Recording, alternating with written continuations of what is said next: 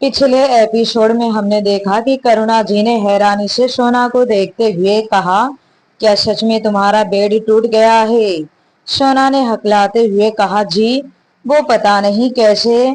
करुणा जी अपने सिर पर हाथ देकर बोली, हे भगवान, ऐसा भी क्या करती रहती हो बेड पर जो टूट गया? कूदती रहती हो क्या? सोना ने विक्रम की ओर एक नजर किया तो विक्रम ने उसे देखकर अपनी एक आंख दबा दी। उसे ये भी होश नहीं था कि वहां रागिनी भी खड़ी है। विक्रम की हरकत देखकर सोना की आंखें बड़ी हो गई। उसने फिर से करुणा जी की ओर देखा। वो उसे ही घूरते हुए देख रहे थे। सोना ने अपनी नजरें झुका ली। विक्रम बोला, मॉम जाने दीजिए ना। वैसे भी कितने साल से वहीं बेड पड़ा था। टूटा तो अच्छा ही हुआ, नया तो आएगा। ओके तो मैं चलता हूँ, करुणा जी ने कहा। पर बेटा आरती नहीं करोगे? मॉम मेरा मीटिंग का वक्त हो रहा है, मैं जा रहा हूँ, कहकर वो चला गया। करुणा जी भी मंदिर की तरफ चली गई। सोना भी उनके पीछे पीछे चली गई। सब आरती पर इकट्ठा होते हैं। करुणा जी ने रागिनी से पूछा, रागिनी वो लड़की नहीं आई जो कल विराट के साथ आई थी? रागिनी ने कहा, आंटी जी वो तो शायद सो रही होगी, उनके कमरे का दरवाजा बंद था। ये सुनकर करुणा जी ने अपना सिर झटक दिया। यहाँ टिया की आंख खुली तो वो विराट की बाहों में थी। विराट ने उस पर अपनी बाहें लपेट रखी थी। टिया ने धीरे से उसके हाथ को अपने ऊपर से हटाया।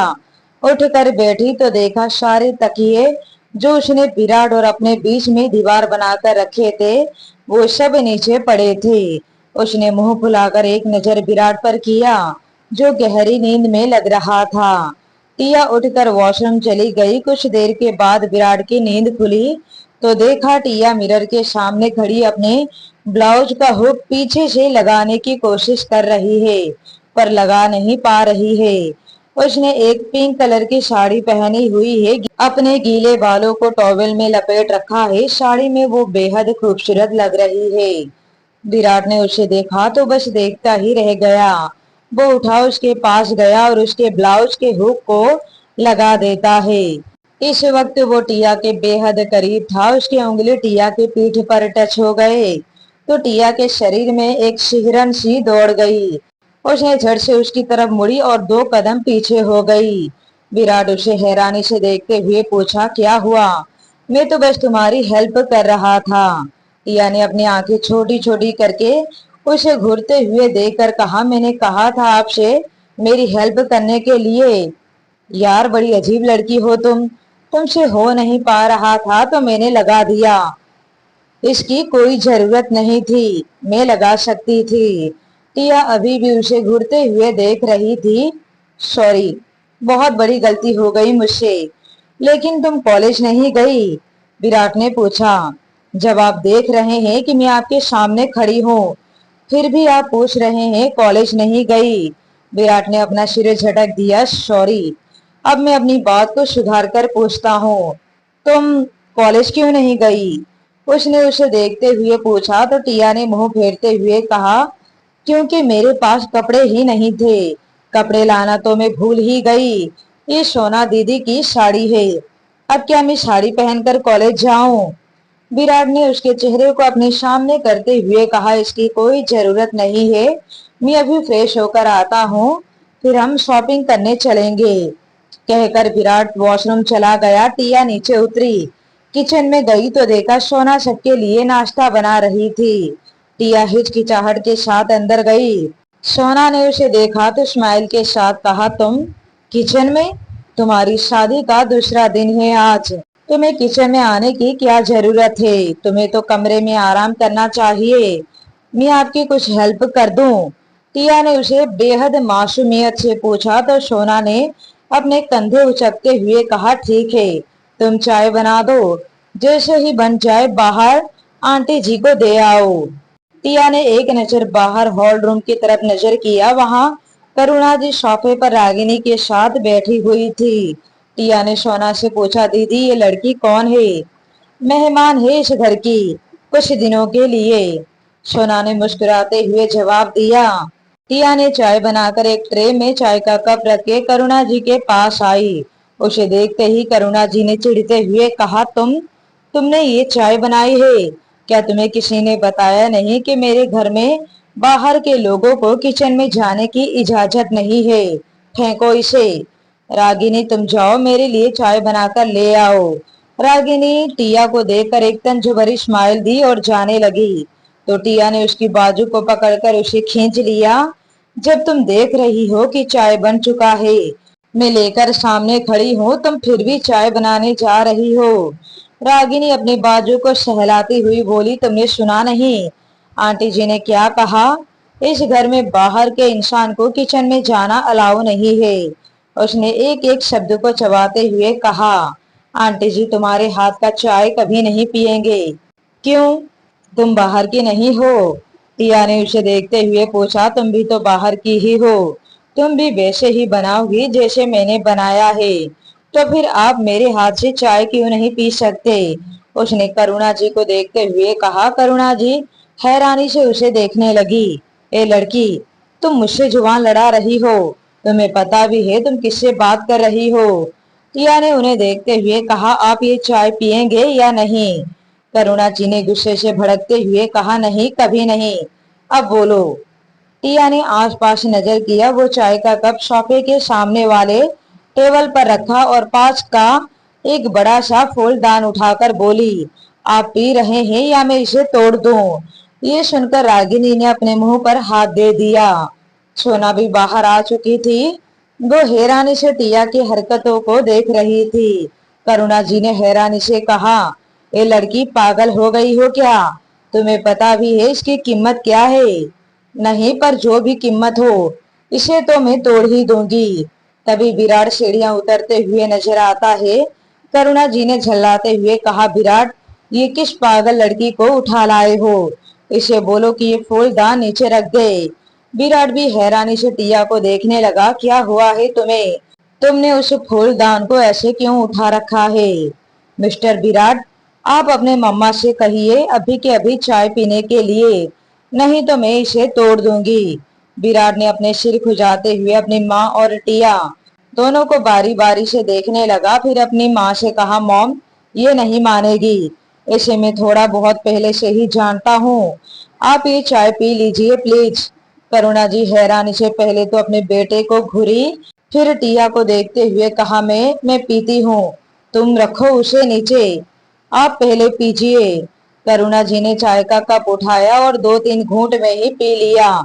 खाली कप नीचे रखा। ये लो, पी लिया, अब उसे रखो नीचे। टिया ने उस फूलदान को वापस अपनी जगह पर रखा और विराट को देखते हुए बोली, मिस्टर विराट, तो हम शॉपिंग पर चले?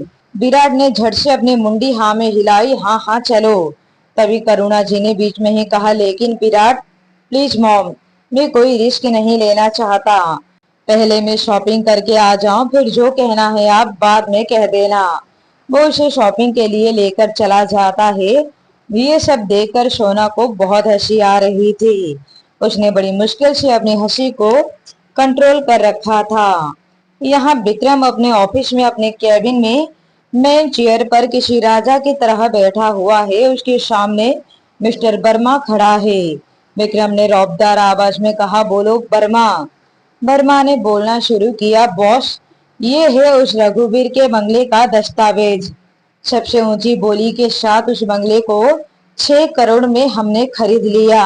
सॉरी, आपने खरीद लिया, कहकर उसने एक कवर विक्रम के सामने कर दिया। विक्रम ने उस कवर को अपने हाथों में लिया जिसमें कुछ कागजात थे। उसने उस कागजात को निकालकर एक एक पन्ने को बड़े गौर से देखने लगा। विक्रम ने पूछा, और वो रघुवीर, उसका क्या हुआ? बॉस, वो तो एक बैग लेकर निकल गया, कहाँ गया पता नहीं, पर हाँ, उसे लेने एक गाड़ी आई थी।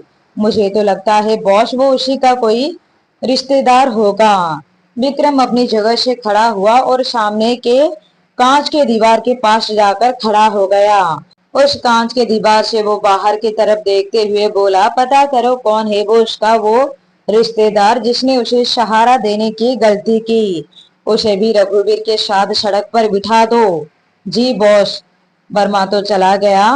विक्रम अभी भी बाहर की ओर देख रहा था। सड़क पर आने जाने वाले लोग, गाड़ियां उसे बहुत ही छोटी छोटी दिखाई दे रही थी। जिस जगह पर वो इस वक्त खड़ा था उसे आसपास की सभी इमारतें बहुत ही छोटी छोटी दिखाई दे रही थी। वो बाहर की तरफ देखते हुए उसकी आंखों के आगे एक दृश्य उभर आया। विक्रम के डैड वीरेंद्र सिंह ओबरॉय अपने बड़े बेटे विक्रम का हाथ पकड़कर रघुवीर के बंगले में चिल्लाते हुए एंटर होते हैं। रघुवीर, रघुवीर कहाँ हो तुम? रघुवीर अपने होठों में सिगार दबाए नीचे उतरा। अरे वीरेंद्र, तुम यहाँ? हाँ, नीचे आओ।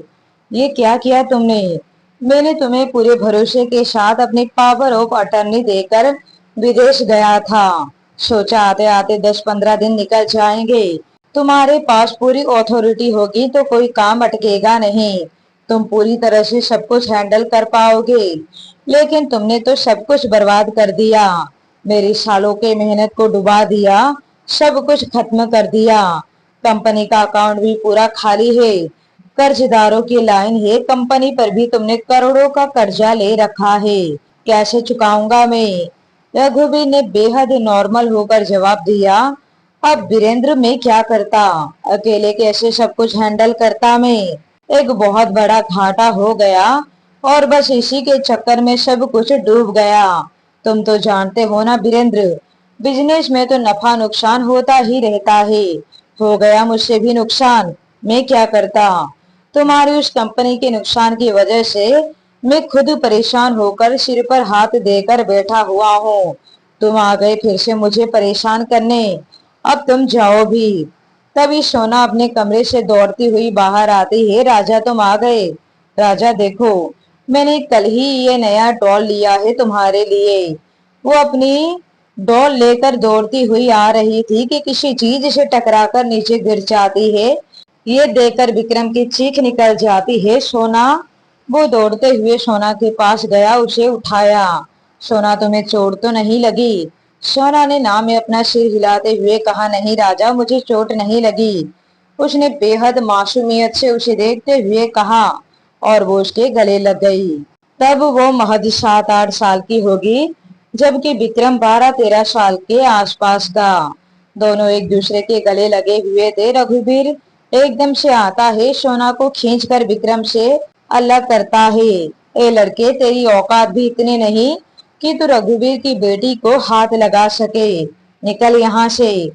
इसी के साथ वीरेंद्र ने दहाड़ते हुए कहा, रघुवीर, अपनी जुबान को लगाम दे।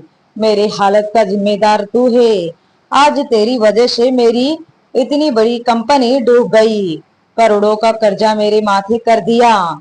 इससे तेरा दिल नहीं भरा जो मासूम से बच्चों को अलग कर रहा है। तो खुद एक दिन सोना को मेरे घर की बहू बनाना चाहता था और आज वक्त बदल गया तो तूने अपना रंग बदल दिया। अरे वक्त बदल क्या गया, मेरा वक्त तो तूने बदल दिया। तू ही जिम्मेदार है मेरी बर्बादी का। रघुवीर ने एक सर्वेंट के हाथों सोना को ऊपर के कमरे में भेज दिया। खुद आकर वीरेंद्र के सामने खड़ा हुआ। नहीं वीरेंद्र, नहीं, तू खुद जिम्मेदार है अपनी बर्बादी का। अरे तुझे जरूरत ही क्या थी मेरे हाथ सब कुछ सौंपने की? एक नंबर का बेवकूफ है तू। अरे जो कभी अपने बाप का सगा नहीं हुआ वो तेरा कैसे हो सकता है? तूने बहुत बड़ी गलती कर दी मेरे नाम पावर ऑफ अटर्नी करके। हाँ, मैंने ही बर्बाद किया है तुझे, तेरा ऑफिस, फैक्ट्री, सब कुछ। तेरा अकाउंट भी खाली करवा दिया। बोल क्या करेगा? किससे बोलेगा? वो 2 कदम और आगे आया, उसके करीब होकर उसके आंखों में आंखें डालकर बोला, और जितना कर्जा है तुझ पर, तुझे तेरा बंगला बेचकर चुकाना पड़ेगा। फिर तू बैठेगा सड़क पर। वीरेंद्र सिंह ओबरॉय, तू बैठेगा सड़क पर। उसने उसके सीने पर उंगली पॉइंट करते हुए कहा। रघुवीर जी ने दांत पीसते हुए कहा, सच में मुझसे बहुत बड़ी गलती हो गई। मैंने तुझे सड़क से उठाकर आसमान पर बिठा दिया एक दोस्त होने के नाते, और तूने मुझे आसमान से उतारकर जमीन पर ला पटका। मुझे पता नहीं था कि तू एक नंबर का कमीना, मक्कार और कुत्ता टाइप का इंसान है। रघुवीर ने सिक्योरिटी गार्ड को आवाज दी, तुरंत गार्ड से हाजिर हुए। निकाल फेंको इस बाप बेटे दोनों को। गार्ड से उनकी तरफ बढ़े तो वीरेंद्र जी ने जलती हुई निगाहों से सब पर एक नजर किया। सब अपनी अपनी जगह अटक गए। आज भी किसी में इतनी औकात नहीं कि वीरेंद्र सिंह ओबरॉय को हाथ लगा सके। किसी ने मुझे या मेरे बेटे को हाथ लगाने की कोशिश की तो सबको चीर फाड़ कर रख दूंगा। मैं अकेला ही तुम सब पर भारी हूँ। सब गौर से एक दूसरे को देखने लगे। किसी की हिम्मत ही नहीं हो रही थी आगे बढ़ने की। आखिर कौन वीरेंद्र सिंह ओबरॉय को नहीं जानता था। बिजनेस की दुनिया का बेताज बादशाह, देखने में 6 फुट हाइट, हट्टा कट्टा इंसान। दो चार को तो ऐसे ही उठाकर पटक सकता है, जिसके सामने किसी की ऊंची आवाज में बात करने की हिम्मत भी नहीं हुई। बस एक गलती और सब कुछ तबाह। वीरेंद्र जी ने अपने बेटे विक्रम का हाथ पकड़ा, वहां से निकल गए। तभी केबिन का डोर नॉक होता है। विक्रम अपनी वास्तविकता में लौट आता है। उसने रौबदार आवाज में कहा, कम इन। उसका असिस्टेंट अंदर आता है और बोलता है, बॉस आपकी मीटिंग अभी 10 मिनट में शुरू होने वाली है। पूरी तैयारी हो चुकी है, क्लाइंट्स भी वहां से निकल चुके हैं। विक्रम ने एक गहरी सांस ली। Okay you can go. Assistant चला जाता है। ऐसे ही दिन बीत जाता है। शाम होती है। विक्रम घर आता है और सीधा अपने कमरे में जाता है तो देखता है सोना उसके कमरे में है। विक्रम हैरानी से, सोना तुम मेरे कमरे में? हाँ मिस्टर विक्रम, आपने जो ये कमरे का कबाड़ा बनाकर रखा है उसकी हालत सुधार रही हूँ। विक्रम ने उसके कमर पर हाथ देकर उसे करीब खींचते हुए कहा, वाह मेरी बीबी, जितना ध्यान तुम कमरे का रखती हो उतना कभी मेरा तो रख लिया करो। कहकर उसने उसके होठों को अपने होठों से जोड़ लिया। सोना तुरंत उसे पीछे धक्का देते हुए उससे अलग हुई और बोली, आप सच में बड़े बेशर्मी इंसान है।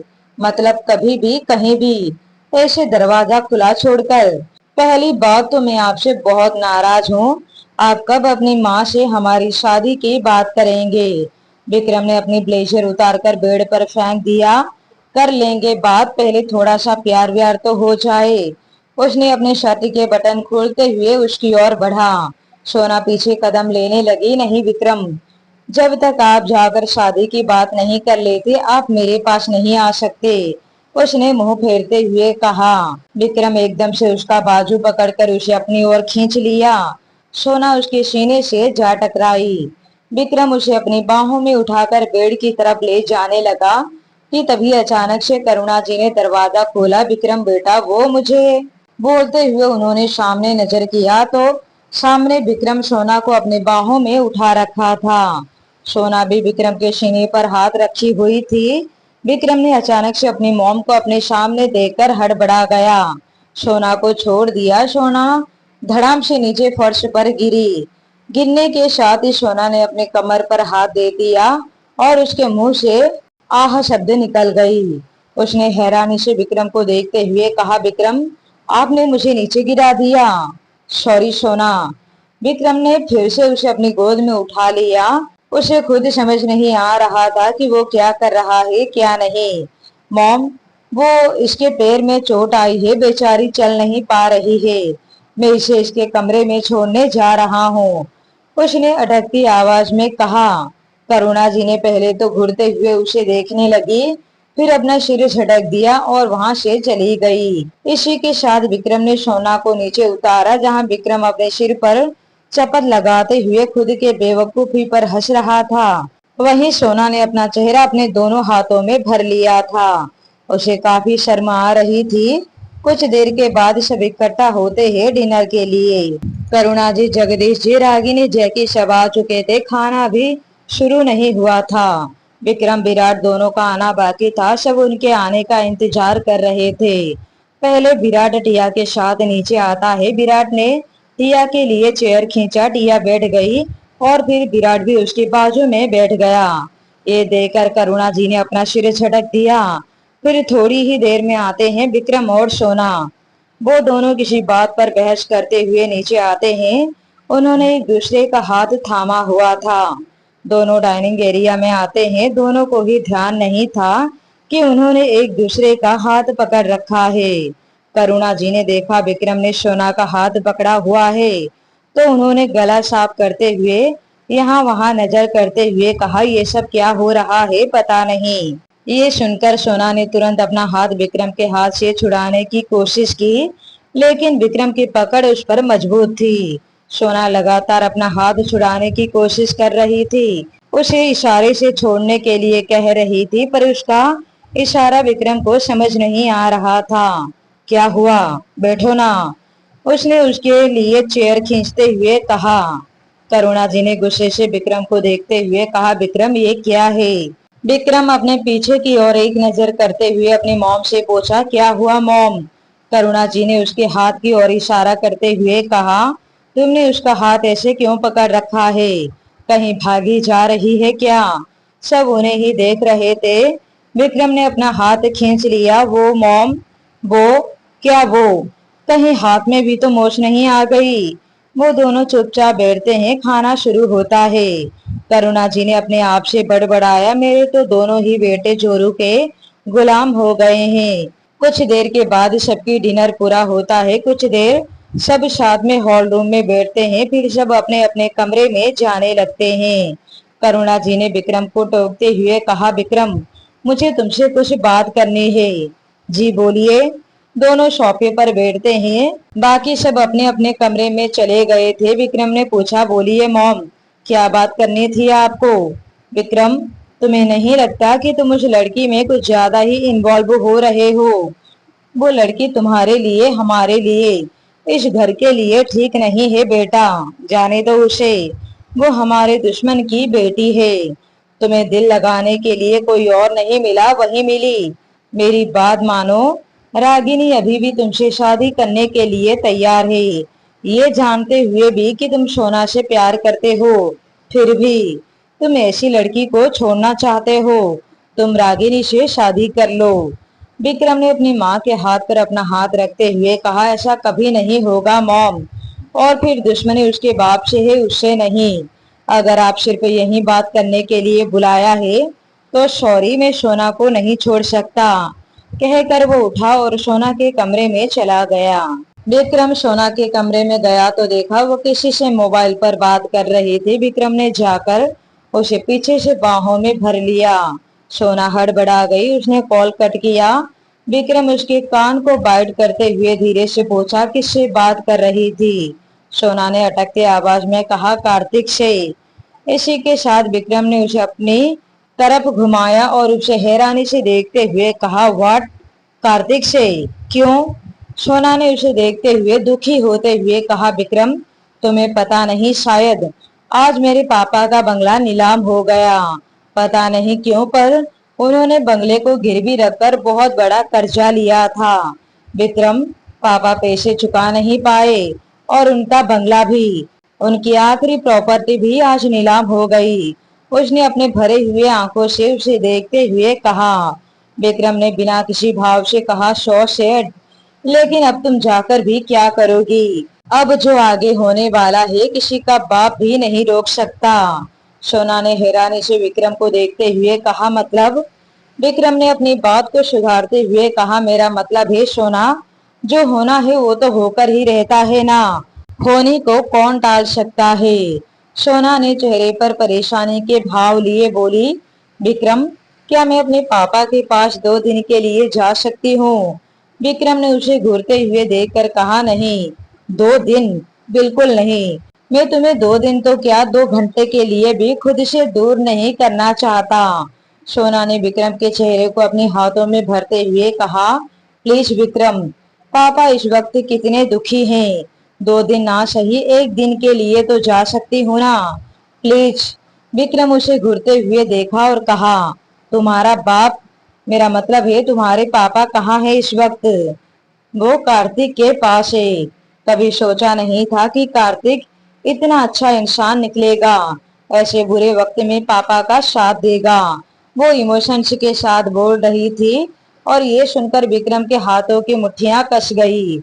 तो तुम्हें कार्तिक अच्छा लगा, विक्रम ने पूछा तो सोना को ख्याल आया कि वो विक्रम के सामने कार्तिक की तारीफ कर रही है। उसने उसके गाल को खींचते हुए कहा, अच्छा नहीं, अच्छा इंसान कहा, अच्छे तो बस आप ही लगते हो। ये सुनकर विक्रम ने हल्का सा मुस्कुरा दिया, ठीक है कल जाना, लेकिन शाम होने से पहले तुम मुझे मेरे घर में चाहिए। Okay boss. और कुछ। वो उसके सीने से लग गई। विक्रम मन ही मन, आज से कार्तिक तेरा भी बुरा वक्त शुरू हो गया। सोचते हुए उसने सोना को अपनी बाहों में उठाया, फर्श पर बिछाए बिस्तर पर ले गया और उसके हाथों को अपने हाथों में जकड़कर बिस्तर पर कस दिया। अब क्या करेगा विक्रम कार्तिक के साथ? कौन सा तूफान आने वाला है विक्रम और सोना की जिंदगी में? आगे की कहानी को सुनने के लिए बने रहिए। मोहब्बत है सिर्फ तुमसे कहानी पर।